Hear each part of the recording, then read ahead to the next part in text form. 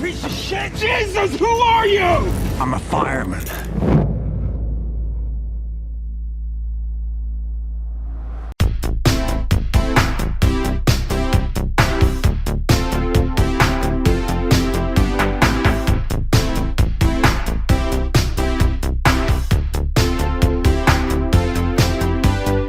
Hello everyone and welcome to Transatlantic Watch Party, a podcast TikTok live where Dan and myself, Cara, watch something separately because you see he's in Canada and I'm in the UK, and then we get together and we talk about it. Last week we discussed Backdraft, very good film, very enjoyable. This week we are discussing Backdraft 2, a film that was made. And I want to note that it was made in 2019, which was recently named by Quentin Tarantino as the last great year of movies. I don't know if you heard that quote. He definitely watched Backdraft 2. That's definitely this film, the entire reason why he said that. That's why. Yeah, that's right. It was one of the movies that came out in 2019, along with, Parasite and all these other great films that were made. But this was one of them too. And I'm kind of surprised. Like, honestly, this is a sequel to a movie made in 1991, the first Backdraft movie, and so that is almost 30 years later. 20, I can't do the math. 28 years later, I don't know. That they made it in 2019. 20 anyway, and so it took a long time. I'm sure it feels like this script probably was like bouncing around a lot, or maybe wasn't getting greenlit. I don't know how this stuff works, but this is kind of like that's a long time to go between movies, don't you think? Yeah, it's very odd. And somebody, the guy who wrote it he wrote Backdraft. It's the same writer. Okay, so the same guy. So maybe he always had this as the sequel script. And he just couldn't. I don't know, because he said on a podcast in 2021 that he regretted it. Now, oh no, that might not be his script, but he regretted the film. Okay, well. And I was talking to my friend Ollie about it, and he said, "Oh, I bet they fought some fires in that film." And I went, "Actually, they investigated fires." And he was like, "Oh, you're gonna wait another 30 years and then get like a film about the fire department accounting?" Like, it just gets more and more like just not firefighting as the years go on. Right. Yeah, that's funny. Yeah, I thought it was interesting. Actually, as I started watching it, I thought this isn't a bad premise. Like, I get the premise of this. So we're picking it up 30-ish years later, whatever. And Sean is grown up. This is Kurt Russell's son from the first movie, and he has grown up, and he's in his mid to late 30s, I would guess. And very kind of grizzled and rough and around the edges and stuff. And he is in the fire. He works basically Robert De Niro's job from the first movie. He's an arson investigator, and he catches more arsonists than anybody else. It's one of the things he says in this movie. But he's clearly got some issues because he's got a huge chip on his shoulder and he pisses everybody off. But he gets the job done. He still wears his dad's turnout coat. Yes, there's bowl on the back. Yes, that's right. Yeah. He died. I said last week that those guys couldn't move on. I think this is also a man in the McCaffrey family who cannot move on. Yes, absolutely. He's definitely haunted by his father and grandfather, who both died fighting fires. And I put here though, but my first couple of notes here: Sean catches fire criminals. Like that's his job, right? And there's a lot of fire criminals. There's this whole apparently intricate network of fire criminals. Like he knows them all. He knows all the arsonists in the city. But I said this would make a good series. Like, I think they could do a series out of this, if where they just made it about.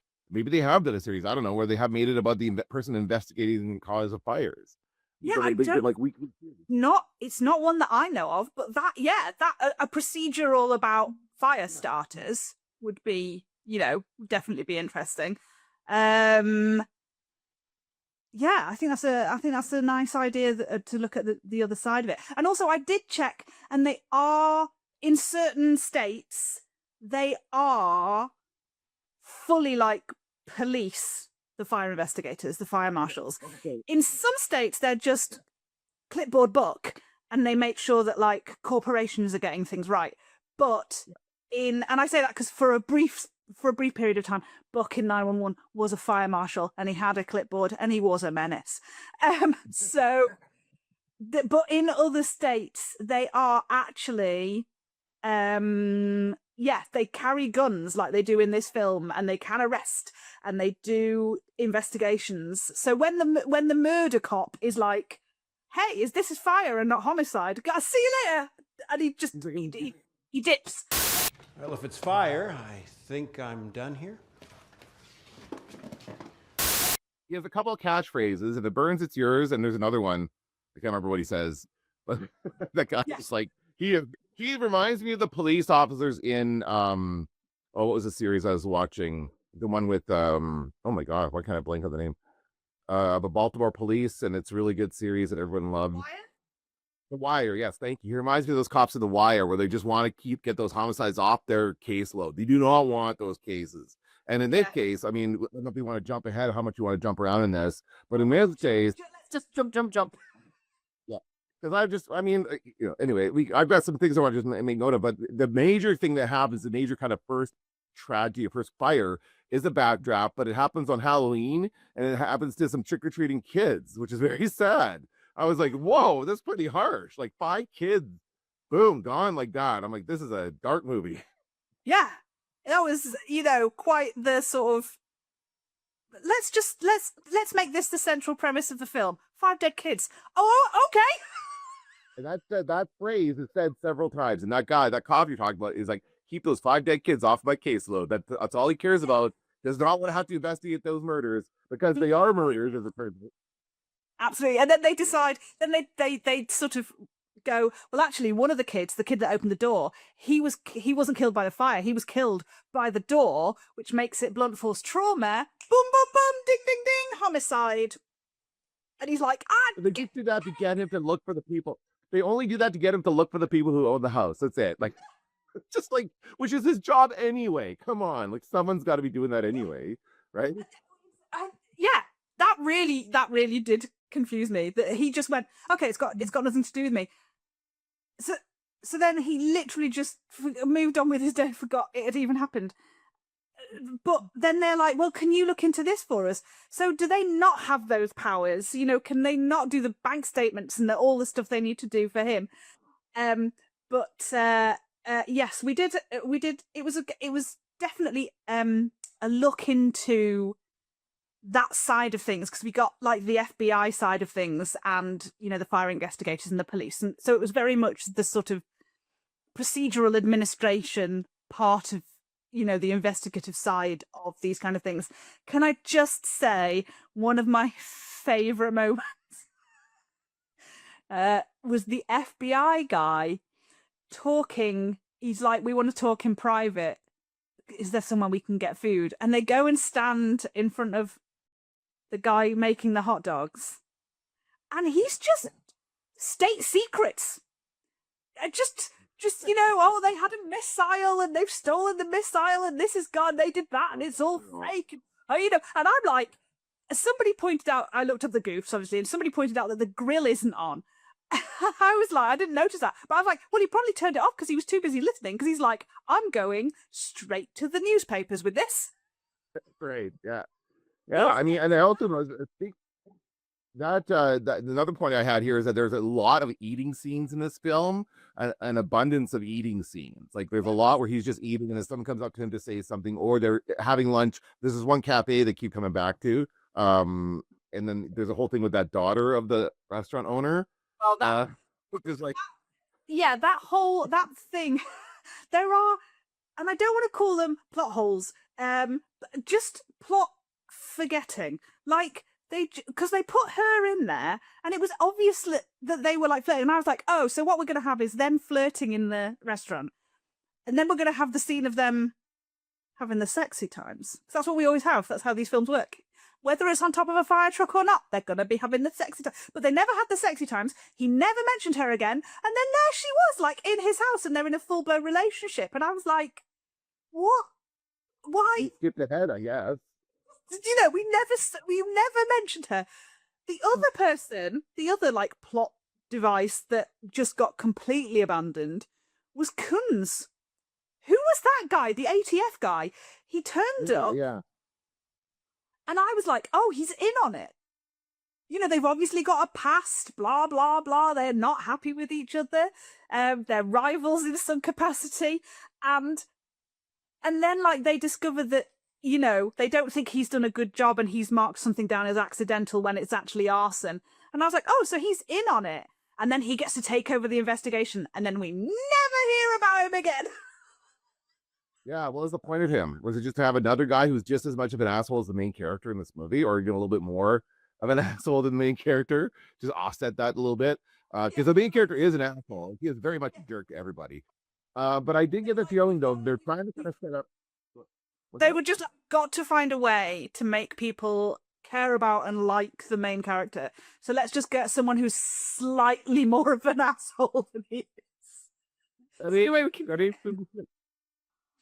But I thought they were trying to make this, like, you know, in the way they had the other fire characters and the way they do it on 911 with all the whole group working together, they try to do it in this movie where they have these other characters who are working in the office with him, right? Like they have the other guys who are, they're all kind of like, they've got a bit of banter and back and forth, but I just felt we didn't spend enough time with those guys to really get to know them. And they kind of show up just when it's convenient for the plot to like look through a bunch of documents, or, you know what I mean? Like, or they show up and what was it? Oh yeah, whatever you need. I love that scene at the end where they're like, they all show up together, like, this isn't going to happen, da, da, da, da. But never mind that. What do you want us to do? That, I hated that with a burning, fiery passion. That there was more fire in my belly at that point than there was in the entire film. Yeah. There's not a lot of firefighting in this fire. As you pointed out at the beginning, there's not a lot of firefighting in this movie, ostensibly all firefighting. Which I think was maybe a conscious decision on their part. The firefighting in the first movie is so good. Maybe they didn't have the budget for it, right? That's and they were like, well, if we do firefighting again, I mean, I know Backdraft is like split between firefighting and investigation, but it's a lot to live up to the firefighting in, you know, Backdraft. So I can understand where they might have gone with, you know, let's make him, you know, an investigator. But should we sort of go back to the beginning and sort of try and work through? Yeah, try and work through whatever the hell was happening here. So, first thing, when that guy says, "Who the fuck are you?" and he says, "I'm a fireman," I wrote down, I'm pretty sure we were saying firefighter in 2019, and I looked it up, and they started saying firefighter in 1980s. Oh wow! You should have seen it in Backdraft 1, right? Damn it! Backdraft 1 analog boogaloo. So yeah, it was very weird. And it was like the language is so like, it's so intense. Everything is so intense. You know, it's all like, you let us catch arsonists our way, and we don't like firemen with handcuffs, and like, it's such a sort of overblown script. Christ, what are you doing here, Coons? Thought you'd be working igloo fires in Alaska after the last fucked up call you made. ADF OFI Insurance Task Force. Oh, and they put you on it? No, who they didn't was you. Who's this? Maggie Renning. Hi. So what are you doing sticking your beak into my fire? High-profile burr. It makes sense the city might want a second opinion. Oh, and the ATF just happens to have enough budget to randomly throw extra man-hours at somebody else's fire? 2 guys walk into a building. 1 walks out. You know something, Kuntz? You always trusted your CIs too much. You know what? I still clear cases. And I do it without jerking off to fire. Yeah, stay away from my burn. You always make this many friends in a day? They know what film they're in. Sometimes I shout at people for not knowing what film they're in, like people who don't know they're in a horror film. But these people know what film they're in. Yeah. Lines like, "Oh, you mean my father? He was my brother." Like them like stating the obvious thing. Like we all know, but we just want to make sure the audience is still with us here. This is who this character is. This is who this character is. Even though it looks a lot like Alec Baldwin, Daniel Baldwin looks or Billy Baldwin looks a lot like Alec Baldwin at this point, but a lot older. He very much does look like his brother. Yeah, right. He's giving off a lot less Keanu Reeves vibes in this one. But they had Yeah, I mean, those kind of lines, again, it's been 30 years. People might not have watched the first one for a while, and they're like, hi, just in case you don't remember, he was my brother. Yeah. Yes, he gets partnered up with Maggie Rennings, who is new to the police, the fire cops department. She has been a firefighter, and she does use the word firefighter, so fair enough. And there's this whole like, we're meant to be really interested in why she got moved to this, and again, it's something that is sort of like, no, it's not interesting when we find out why what it was. she stole stuff from Oh, yeah. places, like she was taking souvenirs or something. And I'm like, okay, wow, like, that's bad. You shouldn't do it. But they made it sound like she was like, there was this awful, there was going to come out this reason that was really going to shock the audience and make us go, oh my God, wow, I can't believe she did that. That's so, and then it was a nothing burger, And what interested me is they're in the car together, her and Sean, and they're driving to wherever they're going. And he says to her, how many years have you had in suppression? 4? And she's like, 5. And he thinks that's not enough for her to go and work with him. How much experience did Brian have before he became a fire investigator? That's Billy Baldwin. He didn't even make it out of his probationary year.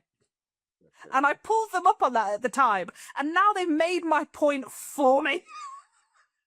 Yeah, no, he just got in there, but he was only sent there by Swayze to keep an eye on what's his name, Robert De Niro's character. Yeah, and I think that had a lot to do with Jen, obviously, and in some ways, I think Jen was trying to get him out of firefighting and into investigation. But yeah. So they turn up at the thing. We get the first backdraft mention. And he's like, don't say anything. You listen to me. And I'm like, okay, I kind of understand that, but how is she going to learn anything if you don't let her? And never mind that. 5 minutes later, they're having a conversation. Like, she's helping him 5 minutes later in the discussion they're having. Like, she's helping him work through it in the conversation, right? So he immediately breaks his own rule of talking to her. So yeah, So, and I'm jumping about because there are so many scenes where there was no need to write anything down. Do you know what I mean? And then we meet Brian for the first time. We see Brian again, and we find out that they are not communicating well. And Sean is, in fact, not really talking to any of his family. And I don't know whether by this point we have seen the first of the repeated flashbacks to Sean sitting on his bed surrounded by fire when he was a kid. But, we have this. And that, again, we get the big theme of him treating fire like it's a live animal. Yeah. He says to Maggie, checklists only cover the physics of the fire. You also have to understand what it wants. Yeah, isn't that also the physics of fire? It needs fuel. And it wants to grow because all stuff like that wants to, but it's not like a conscious decision-making process.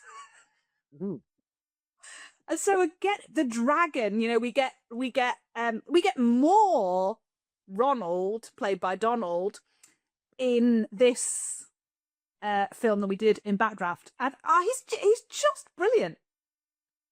Yeah, he's Donald Sutherland. He's an amazing actor. He's just having so much fun, and I think that he was deliberately being a bit scenery chewing in this, but I think that's kind of part of the point of the character. Like, he was like, there's one part was like, he kind of was like, you have a really weird look. He was like that in the first film. This is sort of childish glee to him. Yeah, I guess. Yeah.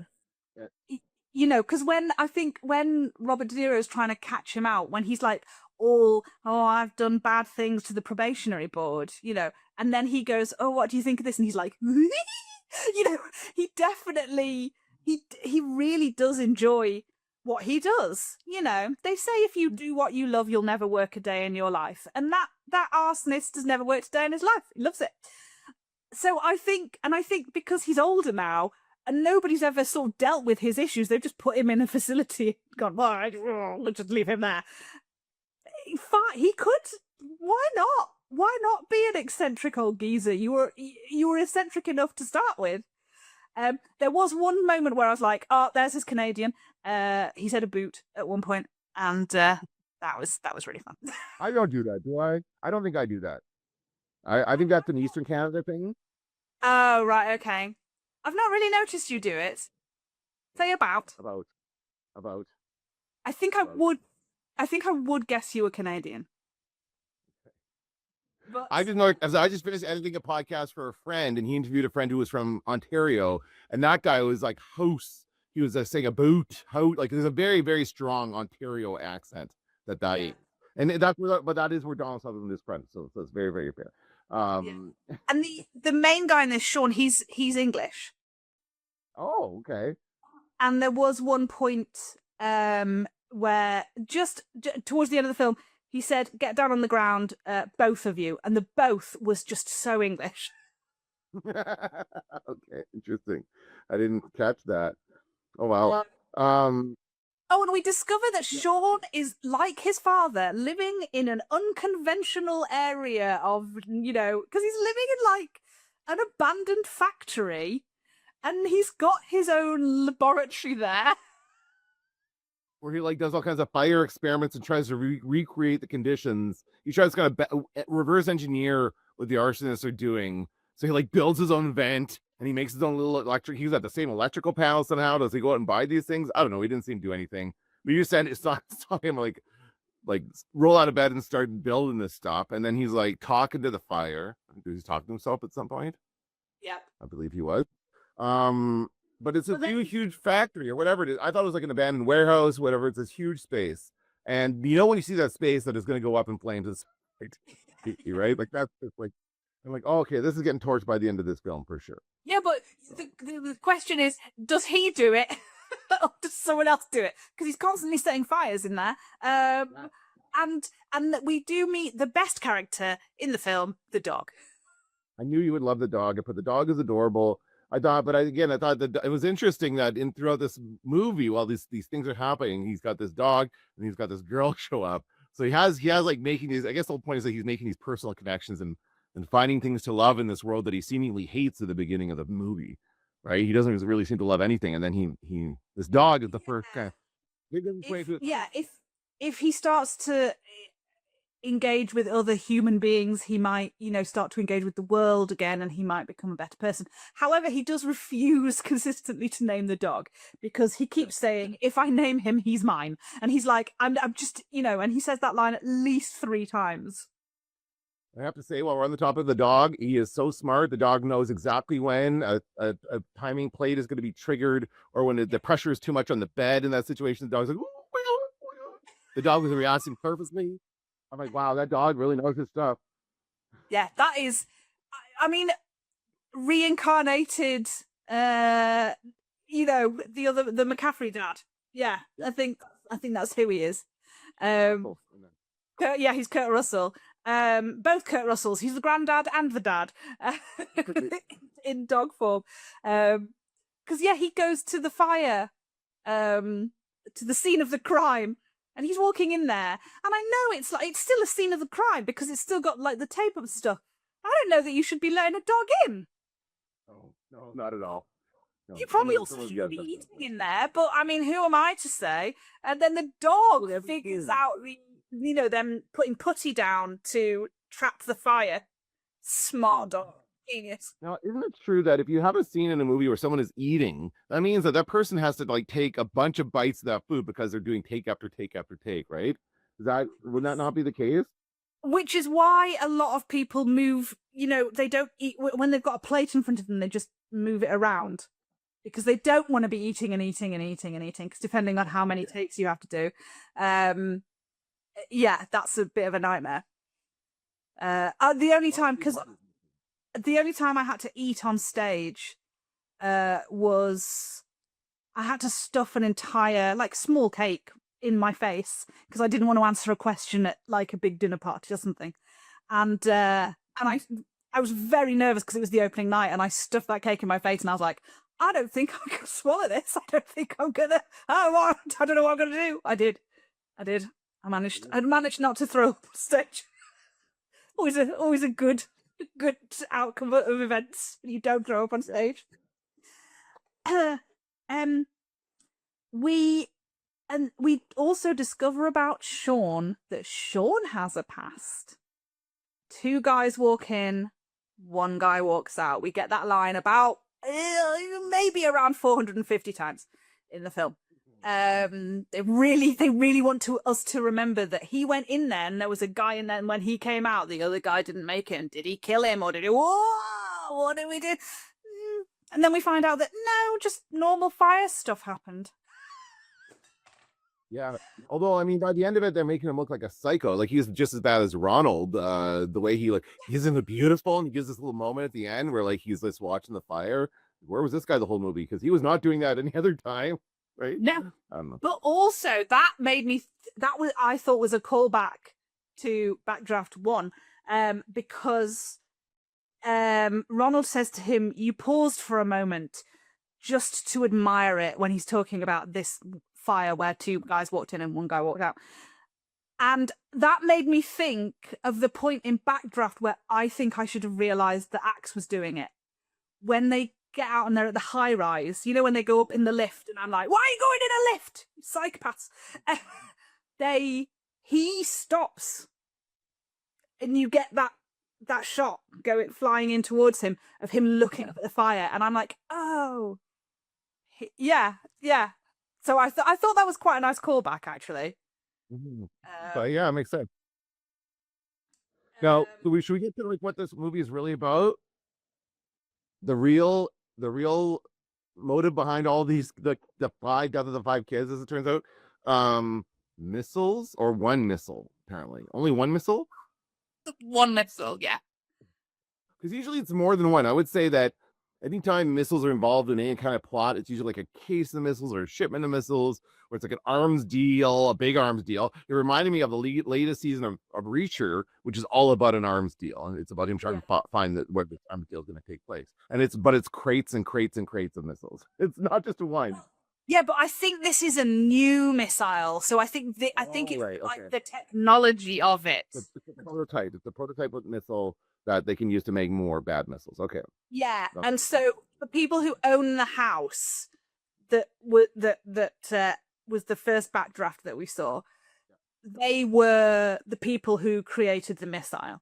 They're the hunters. They have a weapons manufacturing company, and so they sort of trace that back to, they were doing this work, and then it turns out there was a fire at their factory. And in the room where the missile was, and it's got the same elements of arson that the one in the house did. And then they discovered, the FBI guy tells them that in fact the thing that burnt in that fire in the factory was a fake. Right. So someone had taken the actual missile. So now suddenly the film turns into, there is a missile on the streets of Chicago. You have to find it. That's what it is. That's what the final act of this movie is really like. You have to track down this missile and find it before they get it out of the country, I guess is what they're trying to do. I don't remember what they're trying to Ship it to Nigeria. Right, ship it to Nigeria, right. Yeah. And we skipped over the scene where he had the dumpster talk with his uncle. That was a fun scene. That was very fun. Look what I found. Any busted bones? How the hell should I know? Rennie make it out okay? She's fine. She's up with the rigs. I'm gonna need some help getting out of here. I'd say so. Like now? You know, actually, I was thinking we'd have a little chat. Christ, you're insane. Would you just get me out of here? I think we got all night. Unless you're bleeding internally or, this wall comes down on you. My God, this family's so fucked up. I was like, he just flew off of that ladder, whatever he was hanging off of, and landed in the dumpster. He's like, are you okay? I think so. I don't know. Or no, what do you say? How would I know if I'm okay? Because it's you. Because you were the one in the dumpster. But they would at least want to get him out and check him over first before they have a conversation about their family history. And also, the whole of the time, the rest of the fire crew think he's missing. So they could be sending people everywhere. Other people could lose their lives because Billy Baldwin never says, hey, I got him. Yeah, they're all Until yeah, after right, they've had the big heart-to-heart. And I'm like, it was so contrived. They were just like, oh, isn't it funny that he's landed in a dumpster? Let's have a whole, let's have the most sort of emotionally moving part of the film take place with him sitting in a in a dumpster. I took the lady that this is the only way he could get him sitting still to talk to him about it. This is the only way he can confront it. Is he's trapped in a dumpster. He's not going anywhere. This is where I have to talk to him about this stuff. That's the idea. But I don't just think that it should be still taking him out. Have him be injured enough that he has to sit in the hospital for a night and they have a conversation in a hospital room. Oh, that is a bit cliche. Yeah, it was weird. It was too funny to be, and I think also we had another moment where he was like, I still don't know what happened with my dad, and you were there and you could have saved him. And he's like, you don't understand because you weren't there. And we're like, we know, he just said that. And then he goes, I can't tell you. There are things there that we can't tell you. He was an arsonist. And I'm like, oh my God, you would be a terrible spy. Like, you don't even, you broke within 30 seconds. What are you doing? That's right. But I mean, at the same time, Sean deserves to know. I think that I'm so surprised they've not had this conversation before. Like, really, this is basically the whole idea is that Sean has been distancing himself from the family because he thinks they're keeping it from him. But really, he's probably never asked, right? He's probably never really taken the time to really find out what happened. And I think there's probably a little bit to do with the fact that he burnt his stepdad's house down when he was a kid. You might not want to tell somebody who's maybe that sort of unstable that his dad was killed essentially by his best friend who was an arsonist, who he was trying to protect. Like, these things are complicated, Sean. I don't think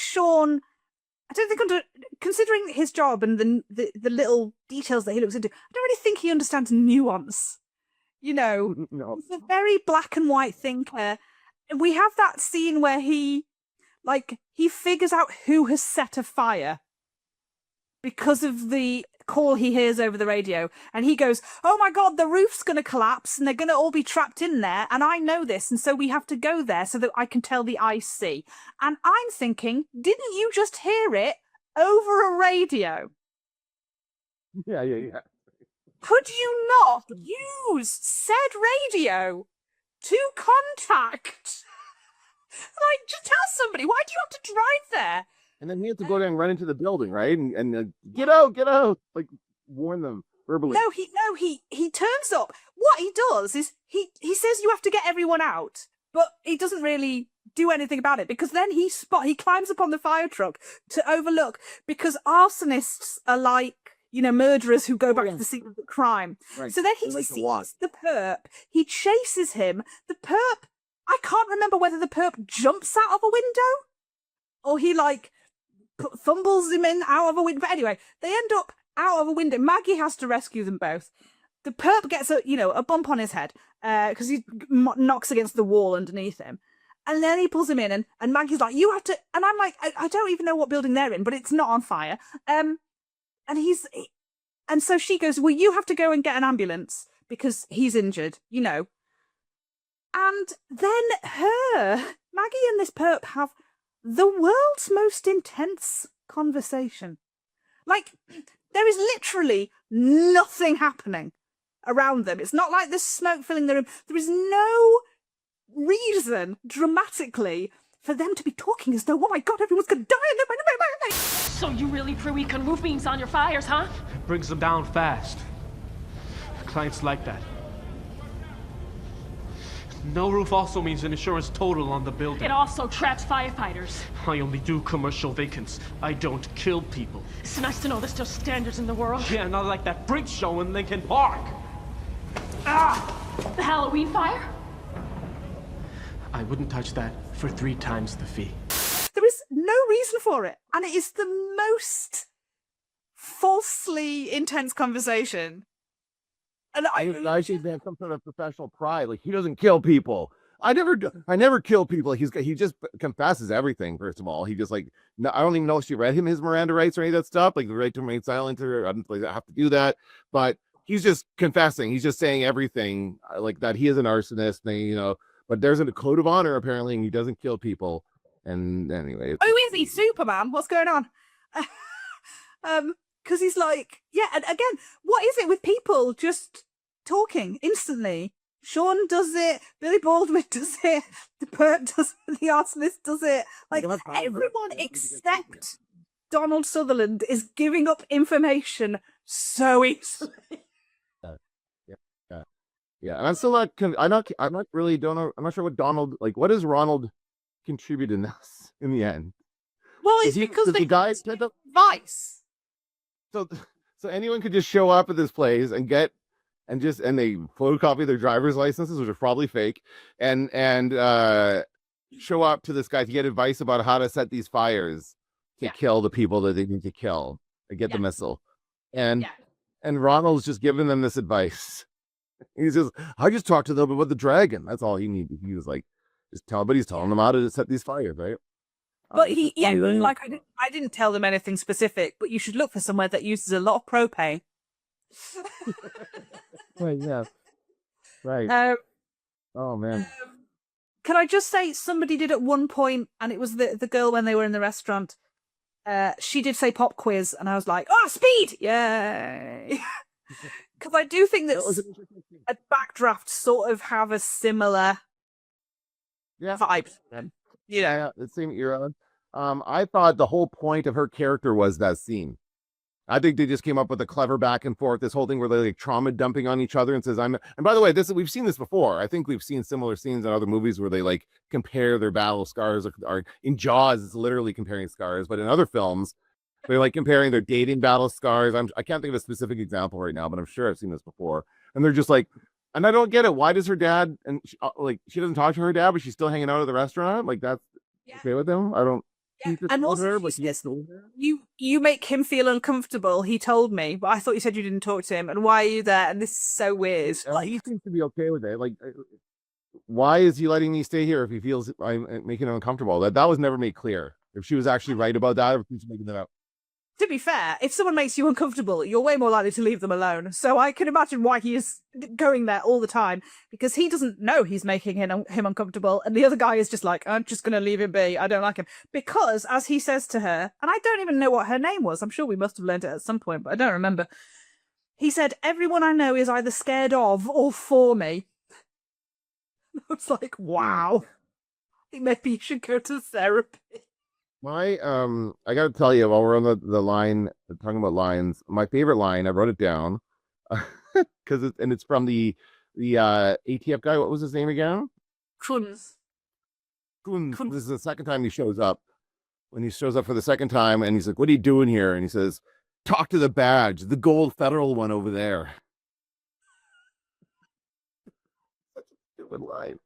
Like, dude, like, oh, man. It's so grandiose.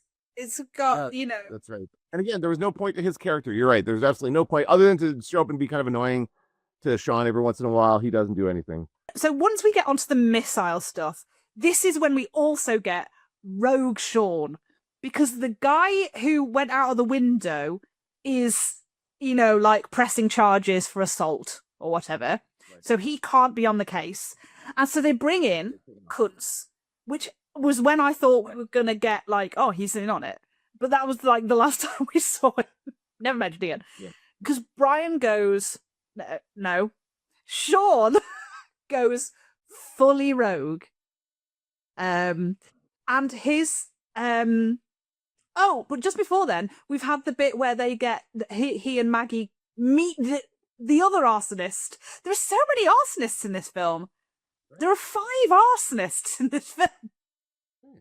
That's what it's about. It's apparently about this elaborate network, and you can go hire these guys to burn down all kinds of stuff. Apparently, who hired you? Why did you set this up? Maybe he's just a firebug. Maybe he just likes setting things on fire. I thought that was the motivation for most of them. I didn't know there was such financial gain to be had in setting things on fire. You know. Well, insurance. The insurance payout is good. So yeah, Sorry. I'm sure there are people who do that. You have to make it look convincing, right? Yeah, that's right. But they do. They go to because they've got the printout from the hard drive that they shouldn't have had, and they get their team to crack it before they give it to the FBI or whoever they're meant to be giving it to. And so they get then all printouts from this hard drive, and it's just lists of numbers. And I'm like, what are you doing? And then somebody says, oh, it's coordinates. Sean's like, oh, it's coordinates. And they figure out that it's, they put in the coordinates, and it's an address for like an office building. And they go there, and they do find like scratch marks on the floor, scuff marks, where they go, oh, the crate with the missile in it has been here. And then he realizes that the thing's about to be set on fire, And so the arsonist happens to be there at exactly the same time as them. But this isn't even the same arsonist who is doing all the other stuff. So I was a bit lost at that point. Yeah, me too. Yeah, this is what started getting confusing for me. And I'm like, who's behind? Who is trying to move the missile? Is my and I'm still not sure. Was it those guys at the end that he kills at the end? Yeah. Who were in there? It's so weird.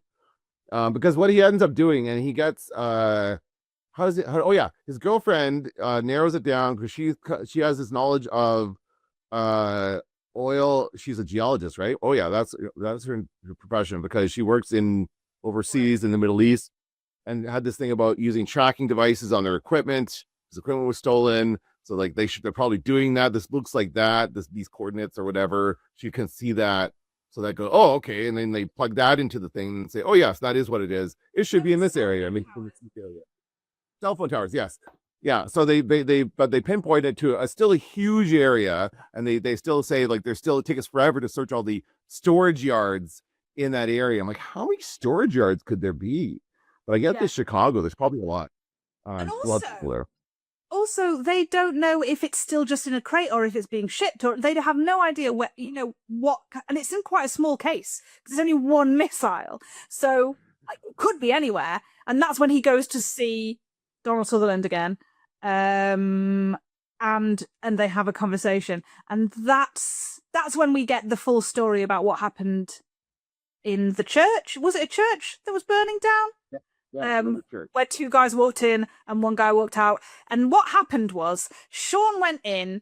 This was back when he was a suppressor. He was like actually a firefighter, and he went in, and I don't know, alone, because what was he doing that for? That seems very odd. But he said, oh, the fire was everywhere, but it was at a point where you could put a suppressant fire. So he set another fire to fight the fire that was already happening, and then the guy who'd set the original fire caught on fire. That was it. Mm-hmm. And they really made it sound like it was going to be like, oh, we had this ongoing feud, like he was the guy I couldn't catch, and, and I did like dirty cop things, but he didn't do, he was a firefighter and a bloke burnt himself alive. It was just really not interesting. Yeah, it was not. They could have made it so much more like he was like he took out his revenge or something like that, or this person, like he trapped him there and knew he was trapped there and didn't save him. Like, how do you have them in that building, but have them like have something happen, just like honestly, like in the first movie when they're they're having the big fight on the top of the roof and then it all collapses around them.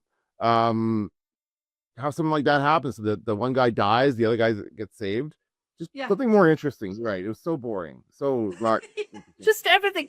They were like brought up a plot idea and then they forgot about it, or they brought up a plot idea and it was really uninteresting. There was so many elements of that, so disappointing. So he goes rogue because he's not allowed on the case anymore, and what he does is he gets his people to figure out where the propane might be, and then he goes there on his own. So even though they know, they don't go with him. They don't tell cunts. They don't. Nobody does anything right. He goes on his own. He finds. Oh my God! I've skipped over, haven't I? Yeah. The most The most comedically undramatic death of all time. Oh, that's good. That's a good way of describing it. Yeah. Or I thought it was the most pointless death of all time. Like I didn't understand any of the whole thing. Yeah, it is somehow pointless, hilarious, and boring all at the same time. So yeah, he wakes up because his dog wakes him up. He's in bed with his girlfriend, surprise girlfriend.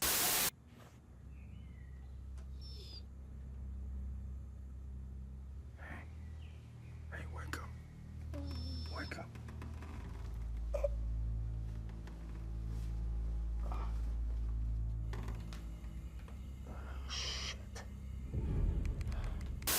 Is he in the same situation as the first fire that we saw? Yeah, because that girl. Remember, the girl was like, well, no, that guy drugged her or something like that, and then set her on fire. I think that. I was confused by because she wouldn't have moved and set the thing off. He just put a fire starter underneath.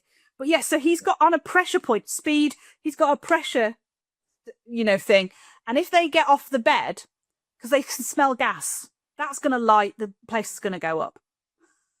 He manages to wiggle himself around in the middle so that his girlfriend can get up. And as you say, the dog the whole time is like, ooh, ooh, ooh, ooh, ooh. Brilliant instructions from the dog. The girl gets out, calls the fire department. Billy Baldwin turns up alone. How does he know? How does he find out ahead of everybody else and get there faster than everybody else? Minutes faster because they have time for the entire thing to play out and nobody's showing up. All I can think is that he is either closer or it's because he doesn't have to get into his turnout gear. So, because, he's like a fire chief in some capacity. So he just knows his address. Yeah, he knows his own, he knows where his son lives, or his nephew lives. So he just knows that's where it is. And so he turns up. He's still in bed. Sean's still in bed. If he stays there, he's fine. I mean, I understand you'd be a bit sweaty and nervous, but he's got it under control. And he's like, well, when the guys arrive, and they have this lovely little ridiculous moment where he's like, oh, the whatever crew's coming, and he goes, oh, this guy, and he's like, no, the other guy, and they're like, oh, okay, that's better. I don't like A shift, but C shift's fine. Like, really? Do you have time for this? And he goes, oh, and then they can come in and they can put something heavy on the bed and I can get off and everything will be fine. And instead, Billy Baldwin decides that what he's going to do is go into the room under the bed, because the bed's up on like a loft thing and there's like a room underneath it, find the gas main, and then blow himself up. Yeah, I don't understand. Which doesn't work, because then he shuts the door and then this place goes up, but his bed is still thrown in the flames all around it. He's still setting a massive fire. The windows blow out, but the slow motion bed rising into the air was like so embarrassing. I'm like, is this an invincible bed? Does the bed not also explode in this situation? Is it made of steel? He's got a big steel plate there so that it can like protect him. Yeah, it was so strange. I thought because they're having the conversation, he's like, don't go do anything. They'll be here in a second. And honestly, the whole situation reminded me a lot of Danny Glover, and I think it was Lethal Weapon 2 when they put a bomb in a toilet and he's like sitting on the toilet and he's stuck there. I don't know if you remember that. And that's great. Well, but that's the situation. It's the same situation where you sit there. If he gets up off the toilet, it's going to blow up, right? So he can't. And so they call the bomb squad, and they have all this whole thing happen. And Mel Gibson has to help pull him off of the toilet, and they have to get behind a thing to shield themselves from the blast. So they had this whole elaborate thing about it. But this would be even easier. You're right. They could just like put something heavy on top, put it like one of their fire dummies or whatever on top of that bed and have them roll off this, or have them just cut the wires or whatever of the device. Like probably he could do that, and he knows enough about this stuff that he could do it if he just could ship himself over there without setting it off. Right? If you just take a few more minutes, and I guess the urgency was in the gas because the gas kept coming, but Yeah. like, could he go downstairs and turn it off somewhere? Isn't there a point where you could like turn off the gas main for the building or something? I don't know. But and I think that's what he says he's going to do, and then and they're like, no, it's fine. The fuse bomb is coming. Yeah.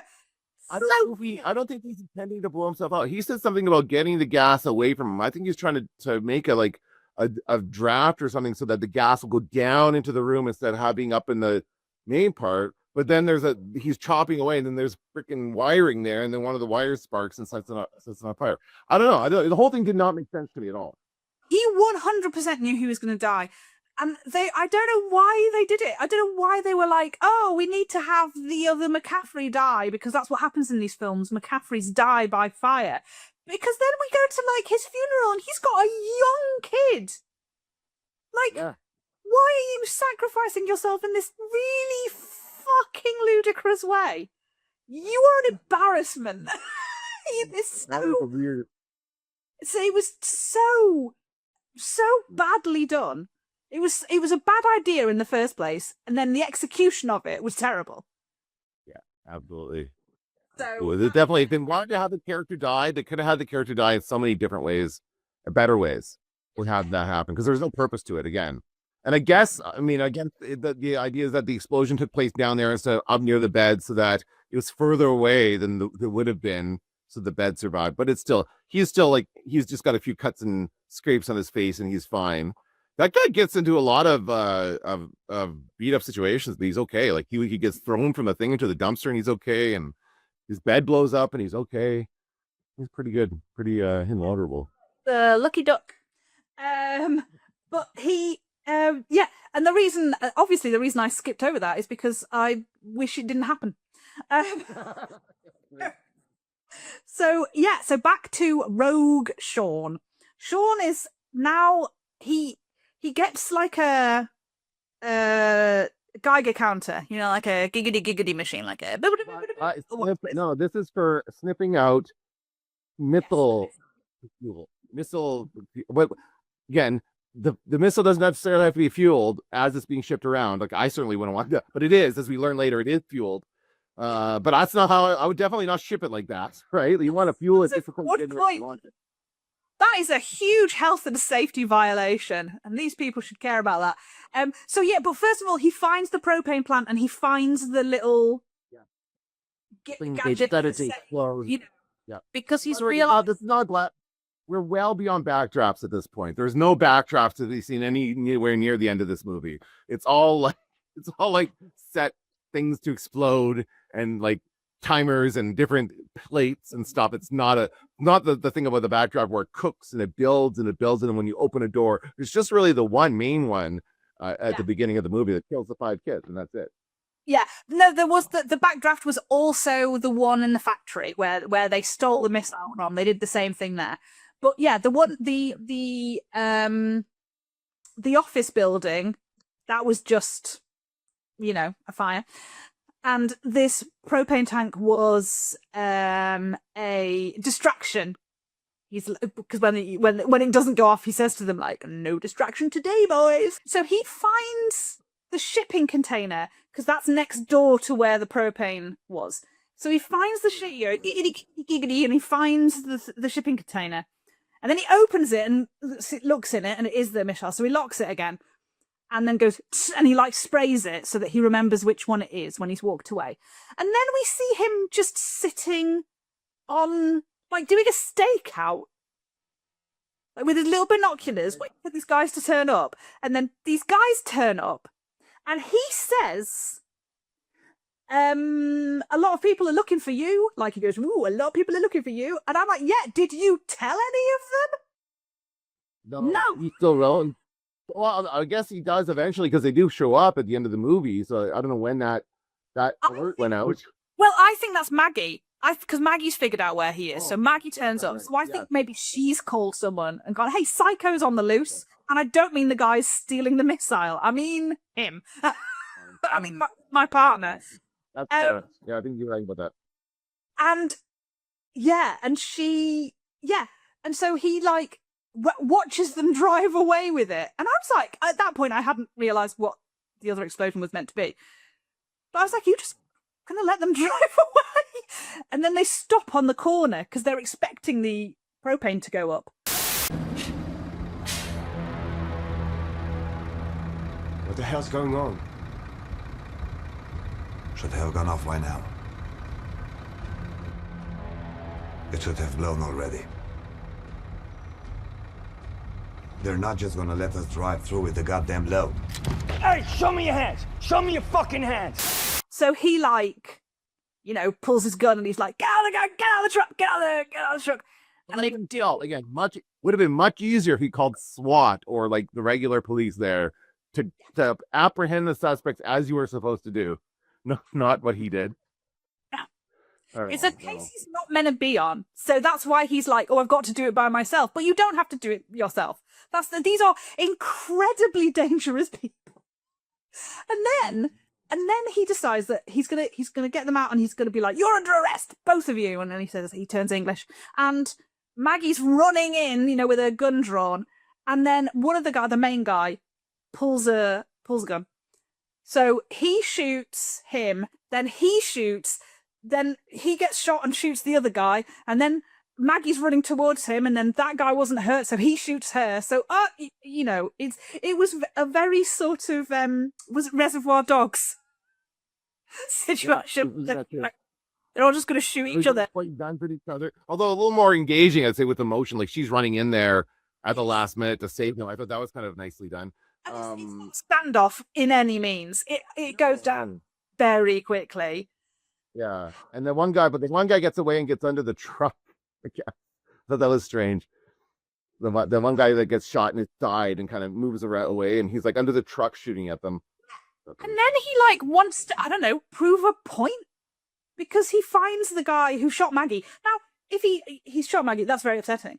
If he hadn't done that, did he need to burden that man in the way that he did? Because he goes, "Look, come around here," and he gets him to open the door, and he has set up a fire to come out of the back, and that man burns to a crisp instantly. Yes. Nice So he set a fire. Now, whether the missile isn't in there anymore, and if it isn't, he's moved it by himself, which seems surprising, if nothing else. But if the missile is still in there and he could find the fuel for it, he has set an incredibly hot fire in a shipping container with a missile in it, with a fueled missile in it. And is that why the rest of the truck goes up? Because of that? Okay, I'm not sure why the cab would explode too, but I guess, yeah, okay, there's a bunch of missile fuel in there. The whole thing's going to explode. Because the missile would go forward and explode. Probably, right? Like that's really. I am amazed he did not take out a small town. Do you know what I mean? It seems like incredible. And why would he do that? Why would he not just call the authorities, get them, and then he would get reinstated and say, "Hey, you were right, Sean. We should listen to you." And then obviously you want to have this weird thing happen at the end, but it's just so. And so what I think happened is that he tells the guy, he says something like, "It could be in there, it could be miles away," or something like that. He basically implies that he's moved the missile, that it's not in the case, I think, with that line. So the guy's going back to check to make sure it's still there. That's why he goes back there, to check to make sure the missile's still there. Meanwhile, Sean has rigged the case to like open it, and there's another little device there that Sean is the one who's behind it, and it activates the freaking jet engine on the guy, and it's just like whatever. Yes. Yeah, because it's like the fuel. It's like the missile. That's what it is, isn't it? Yeah. Like the missile goes off. To set off the missile. To set up the missile in the case. Yeah. Again, how do you do that? Until it could be actual codes, there's got to be some kind of fail-safes to this. Like, I know Sean knows his way around fire, but does he know his way around military technology like this? Like, this seems very advanced. from the beginning. I just think the whole idea of setting off a missile is a very bad one. I know it's not a highly populated area, but still it seems incredibly dangerous. And also, you've just murdered someone. Like, he was shooting at you, and I thought, They murdered the 5 kids. They just announced they murdered the 5 kids.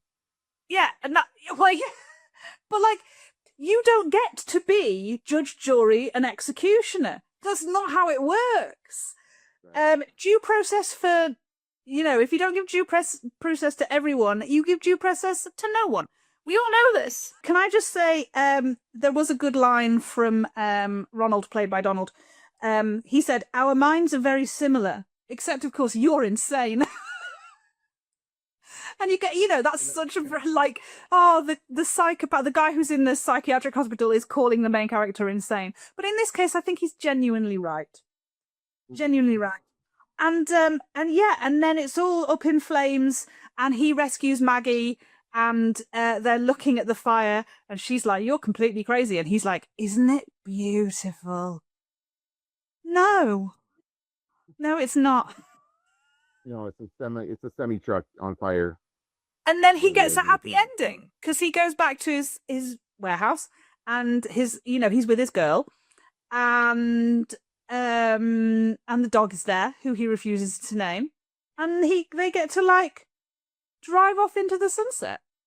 And I guess he's moving in with her. Didn't they imply that he's moving in with her at some point? I guess he gave a place to live, right? He does, with his dad, with her dad, who she doesn't talk to.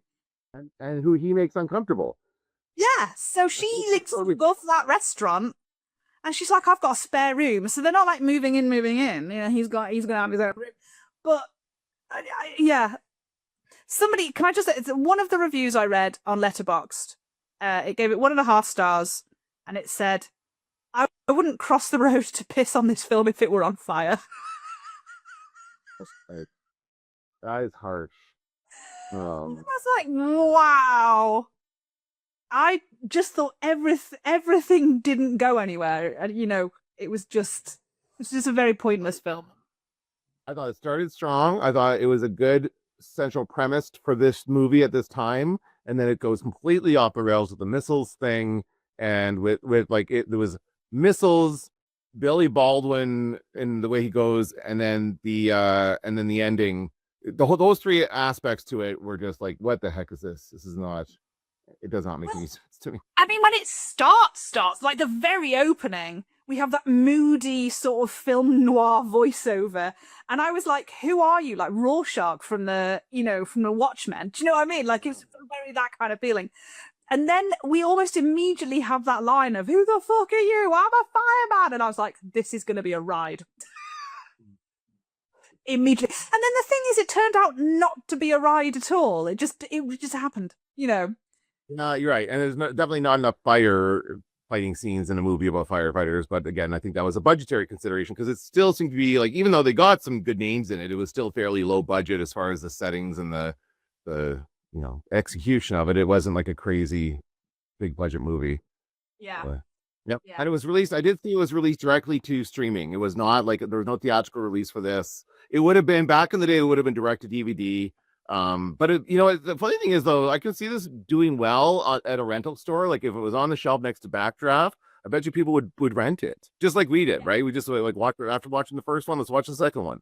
That's very common. One deal or something, like you rent one DVD, you get another DVD free, and you had Backdraft and then Backdraft 2 next to it. You'd be like, "Oh, let's just get both." It surprises me that it did not get made, though. It's surprising that they did not make a sequel in the 90s when that was still viable. Like, that would have been a viable Backdraft 2 directed video would have been a viable choice, I think. And it would have been made money. I'm probably sure it would have made money. Yeah, but then who would you, because this has Sean in it, and you couldn't have had Sean in it then. Yeah, so they sort of had to wait for, Sean. But then we've got the kid, Billy Baldwin's kid is quite young in 2019. So if we wait another sort of 28 years for him to grow up and get him to accountancy, as my friend Ollie suggested, then that's going to be the next one. It's going to be the next one. Backdraft 3. Backdraft 3. The budget. We'll bring it back to the budgetary review. It's all about the first movie is all about the budget and the fire budget being slashed. That's what it's going to be about in the third film. Yeah. And in the meantime, Sean is training fire sniffer dogs. Yeah, that's right. That's his job. Yeah. Yeah. Am I glad we watched it? Kinda. It was fun. Yeah. I'm glad I watched it. Yeah, I'm always happy to watch a movie that I've never seen before, and I'll give it a chance. And if it's good, it's good. If it's not, I'm not coming back. I'm certainly not coming back to this one. You know, it was like, it is what it is. It's not going to take Backdraft for you, because I know you love Backdraft. No. Backdraft I'll watch again for sure. That's a great film, and I think I'll probably come back to that every couple of years, I would say. But this one isn't not This is not a return. This is you buy it, you watch it, and you immediately give it to a charity shop. Yeah. I bet you I could probably find it in the bin at Walmart, those bin dives I do. I wouldn't surprise me if I Backdraft 2 in there on DVD, because that's the kind of movie it is. That's the kind of movies you find in there. I did see somebody put, I think it was a letterbox review, and I should send you the screenshot I took, because it was a recommendations for other firefighting films, and they the good ones, which was Ladder 49, which I've never seen, Towering Inferno, classic, and